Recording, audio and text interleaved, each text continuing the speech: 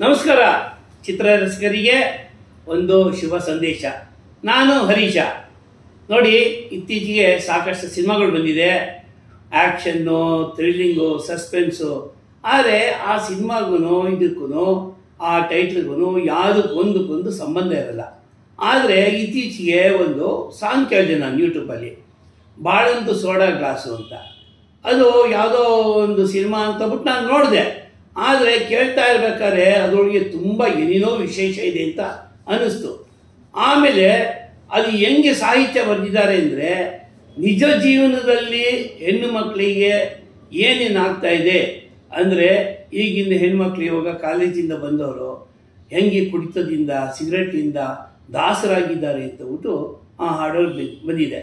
ಅದ್ರ ಜೊತೆಗೆ ಗಲ್ಲಿ ಬೀದಿಯಲ್ಲಿ ಅದೇನು ಡಮ ಡಮ ಡಮ ಡಮ ಅಂತ ಎಂಥ ಮ್ಯೂಸಿಕ್ ಅದು. ಆ ಮ್ಯೂಸಿಕ್ ಕೇಳ್ತಾರೆ ಹುಚ್ಚೆದ್ದು ಕುಣಿಬೇಕು, ಆ ಥರ ಇದೆ. ಇದ್ರ ಜೊತೆಗೆ ಮುತ್ತವ್ರದ್ದು ಡೈರೆಕ್ಷನ್ನು, ಸೋಮರಾಜ್ ಅವ್ರದ್ದು ನಿರ್ಮಾಣ, ಇವರಿಬ್ಬರು ಕಾಂಬಿನೇಷನ್ ಅವ್ರಿಗೆ ಒಂದು ಒಳ್ಳೆ ಸಿನಿಮಾ ಬಂದಿದೆ. ನಾನು ಕಾಯ್ತಾ ಇದ್ದೀನಿ. ಅದೇನೋ ಸಂಕ್ರಾಂತಿಗೆ ಇನ್ನೊಂದೆರಡು ಸಾಂಗ್ ಬಿಡ್ತೀನಿ ಅಂತ ಹೇಳಿದ್ದಾರೆ. ಅದಕ್ಕೋಸ್ಕರ ನಾನು ಕಾಯ್ತಾ ಇದ್ದೀನಿ.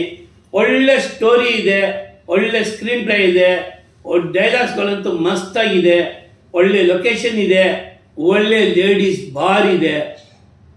ನಾವು ನೋಡಲೇಬೇಕು ಅಂತ ಸಿನಿಮಾ ಡಿಸೈಡ್ ಮಾಡಿಬಿಟ್ಟಿದ್ದೀನಿ.